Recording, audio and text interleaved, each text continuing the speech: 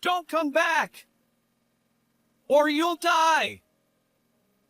I was speechless when I suddenly received a call from my husband while I was on an overseas business trip.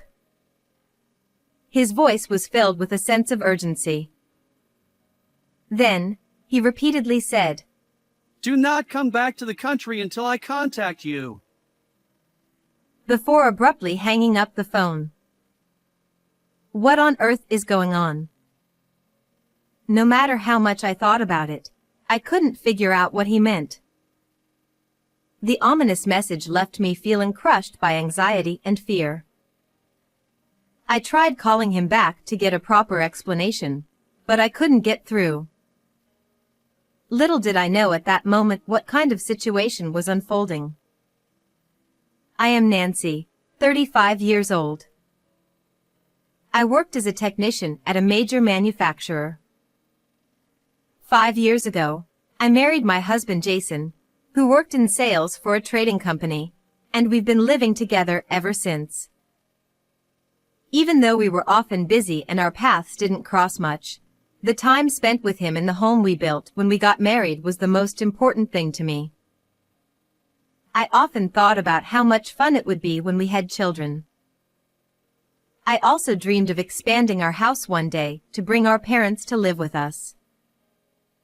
My in-laws live far away, and since we couldn't visit them often, it was a constant worry for me. On the other hand, my parents live nearby and would sometimes come over to help with household chores, knowing how busy we were.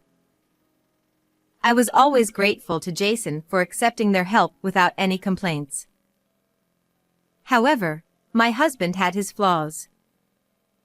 He would say, Work relationships and hobbies cost money. And spent all of his salary on himself.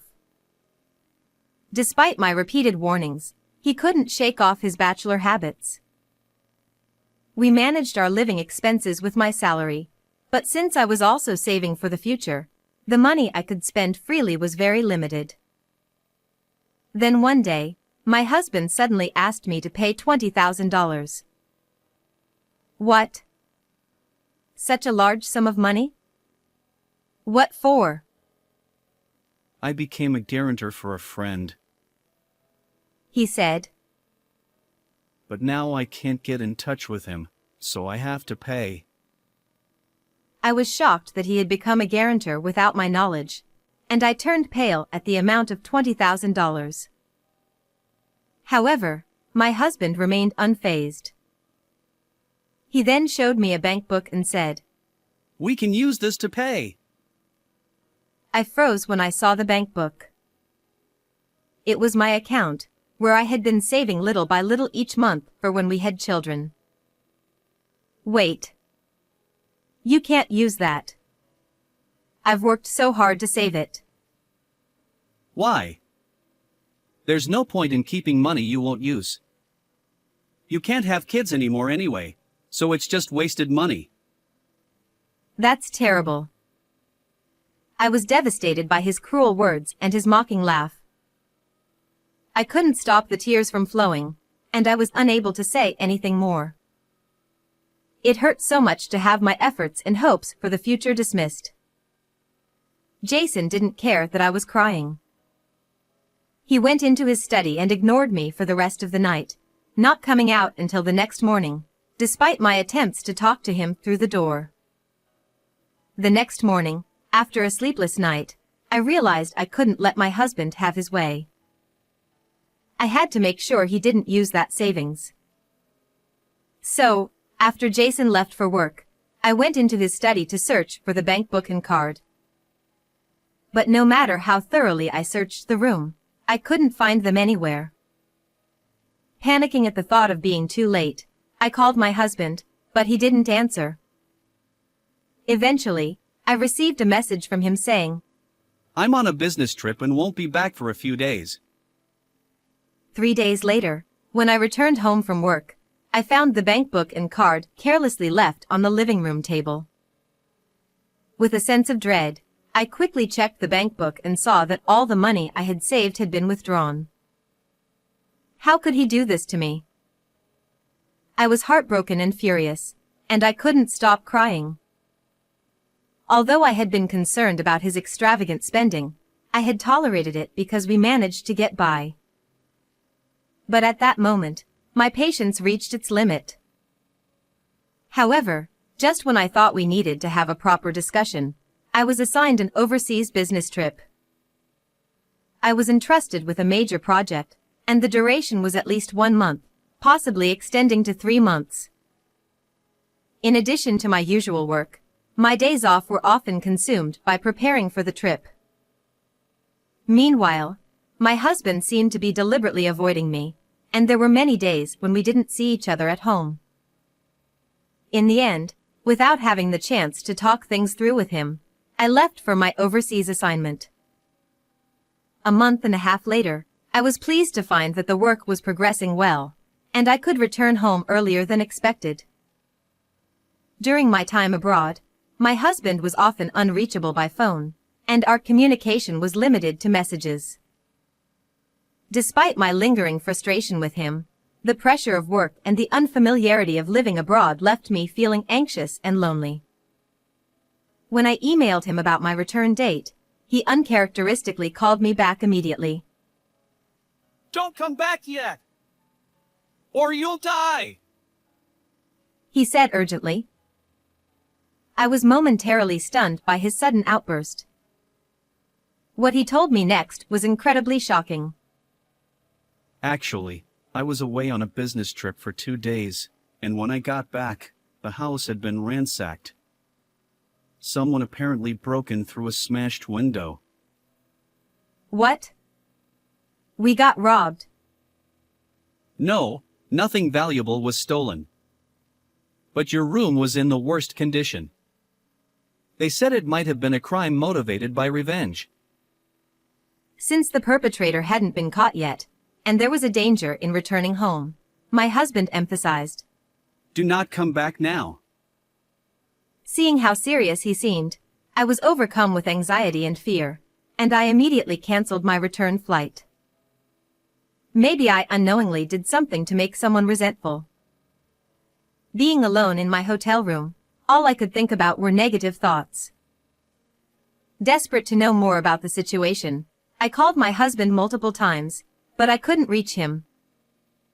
However, when I finally managed to get in touch with my husband, I sensed something was off.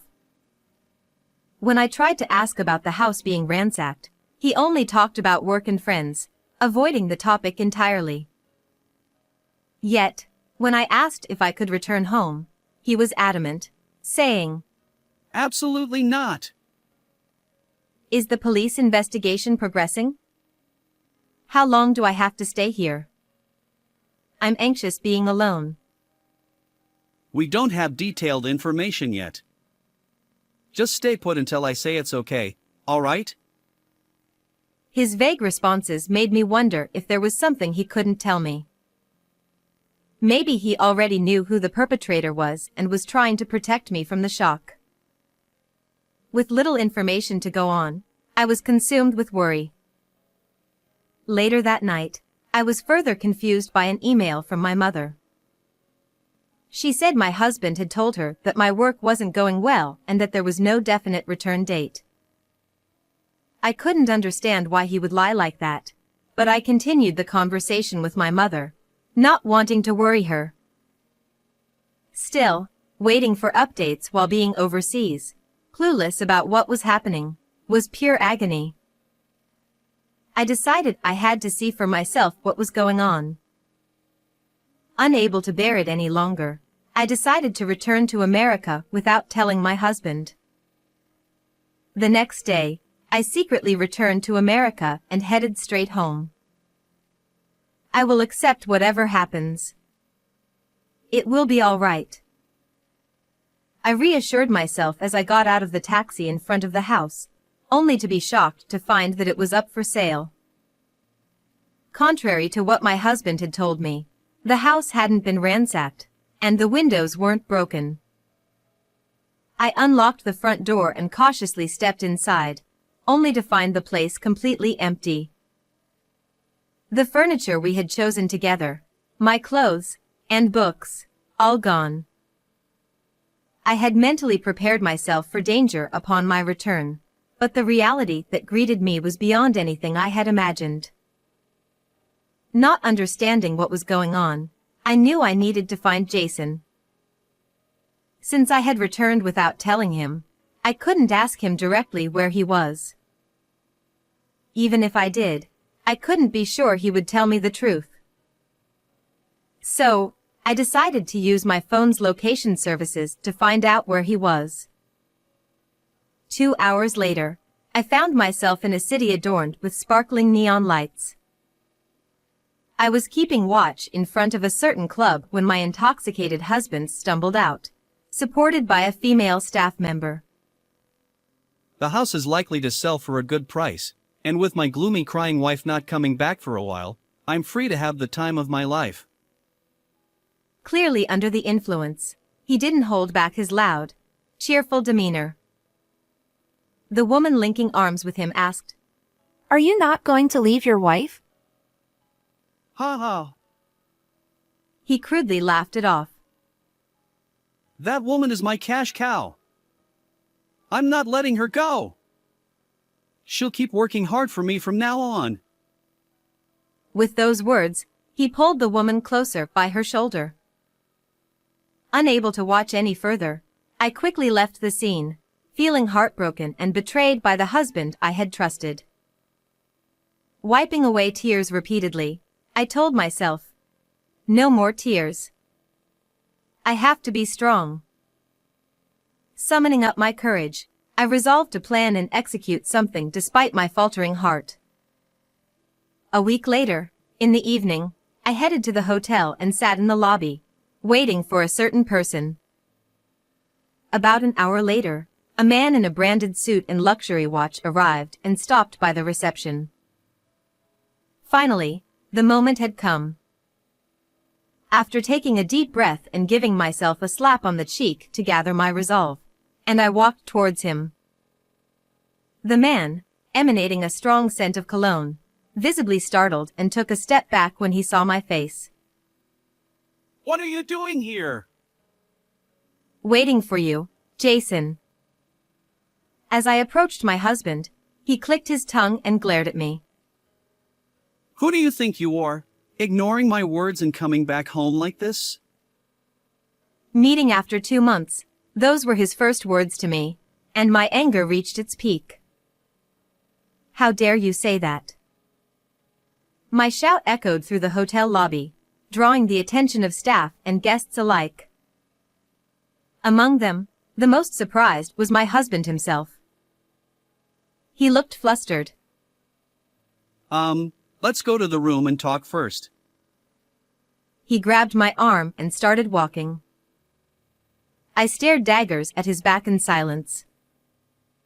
Upon entering the room, my husband threw his bag down and took off his jacket, pushing it towards me. He gestured with his chin for me to hang it up. Who does he think he is, acting all high and mighty at a time like this? He doesn't understand anything. Filled with anger, I threw the jacket back at him defiantly, catching him off guard with my unprecedented rebellious attitude. I came back home to see the truth with my own eyes. Ha! What are you talking about? You mentioned before about being a guarantor for your friend. Give me his name, contact information, and workplace. I'll tell him to repay the money quickly. I confronted my husband with a piercing stare. But he looked bewildered as if he didn't know what I was talking about. It was incredibly painful for me, yet it seemed like something he could easily forget. That realization filled me with unbearable frustration. Oh. As if recalling something, he lifted his head and reluctantly loosened his tie. Letting out a deep sigh, he resigned himself. The thing about being a guarantor for my friend. It was a lie. He confessed. To my shock, the $20,000 debt turned out to be from my husband's reckless spending. Unlike you, I have expenses to maintain social connections. Stop dredging up the past. He defiantly yelled at me, shifting the blame onto me. His words about the past finally broke my patience. The only reason you could repay that debt was because of the money I had saved. I forcefully slammed the nearby table and confronted him. You used my money without permission, never paid me back, and now you're saying it's all in the past? Don't you dare act so self-righteous. Overwhelmed by my outburst, my husband staggered back. I took a deep breath to calm myself down. Then, shall we talk about the $50,000 debt you accumulated while I was away? At those words, my husband turned pale. I sat down on a nearby chair and silently gestured for him to sit across from me. He realized that my demeanor was different from usual, nervously took a seat, and feigned ignorance. I don't know what you're talking about. Did you think I only returned to America today? What? Isn't that the case? I've been back for some time. I found out you've been using this hotel as your home base by tracking your movements with GPS. I looked at him coldly, and he lowered his head, sweat beading on his forehead. I've had the chance to investigate your activities until today. Taking advantage of my absence due to the overseas business trip, my husband had been frequenting clubs and extravagantly partying with women. Additionally, he had been splurging on expensive limited edition brand items and gambling away money. As a result, in just a month and a half, he had racked up an astounding $50,000 in debt. To cover this debt, he had sold our house without my consent. That house, with its prime location and meticulously designed rooms, was a highly desirable property. Even I, a layperson, knew it would sell quickly. The appraisal of the house exceeded my husband's expectations, prompting him to decide on an immediate sale. However, upon receiving my notification of return, he panicked and lied to prevent it. Our home has been vandalized and is unsafe. How exactly did you plan to explain selling the house to me?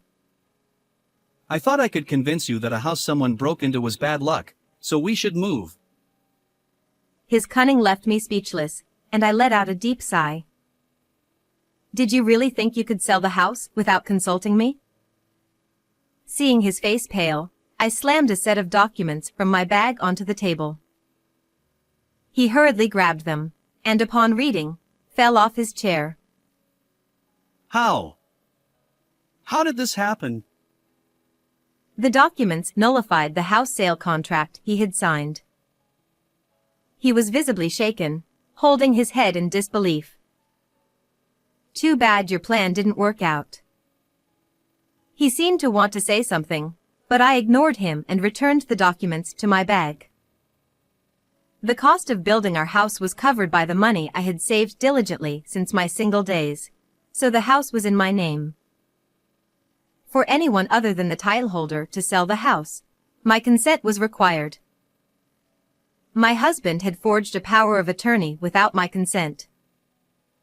Naturally, such a contract was invalid, so I informed the real estate company and took the necessary steps to nullify the sale.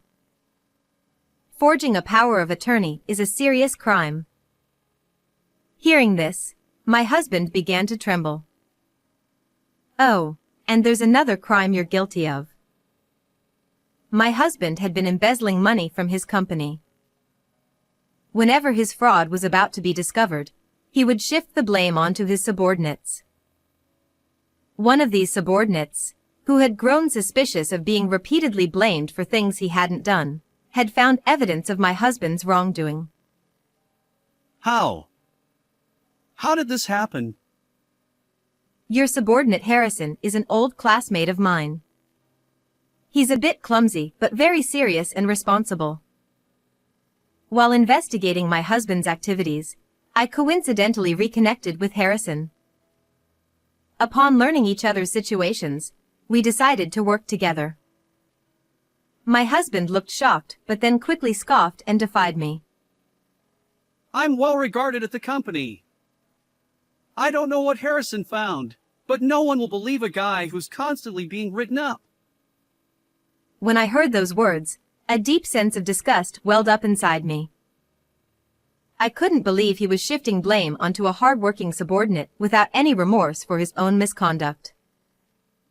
My husband was still sitting on the floor and looked up at me with a sneer. I don't know what you're misunderstanding, but it won't be Harrison who reports you to the company. It's me. What? I have the evidence of your misconduct from Harrison, and if I tell them about all the debts you've accumulated, it'll be pretty convincing, won't it? I had already contacted his company, and a meeting with his direct superior was scheduled. The heads of the accounting and HR departments would also be present. Even if my husband tried to talk his way out of it, there was no escaping once the company started a thorough investigation. You're not serious, right? We're married. You can't do this to me. Just this once. Let it slide, please. Gone was his arrogant demeanor. He was now crying and clinging to me. This sudden change only fueled my anger. I will never forgive you. I pulled out another piece of paper from my bag and slammed it on the table. A divorce paper. Wait. If you leave, who's going to pay my debts? You should repay your own debts. It's only natural. As I scolded him for his foolishness, he hung his head in silence. And since the house contract is void, you need to return the down payment immediately, I demanded. At that moment, my husband turned pale and clutched his head. But most of the down payment is already gone. How am I supposed to pay it all back? He stammered. I knew my husband would spend whatever money he had on hand. But that was no longer my concern. I'm not your cash cow. Sign this immediately. I insisted, pushing him to sign the divorce papers. Reluctantly, he did, and I quickly stashed them in my bag. Our marriage, which had felt both long and short, was finally over. Surprisingly, I felt an overwhelming sense of relief. You should also be prepared for a police investigation regarding the forged power of attorney. Goodbye. We will never see each other again. Without another glance at him, I walked out of the hotel room.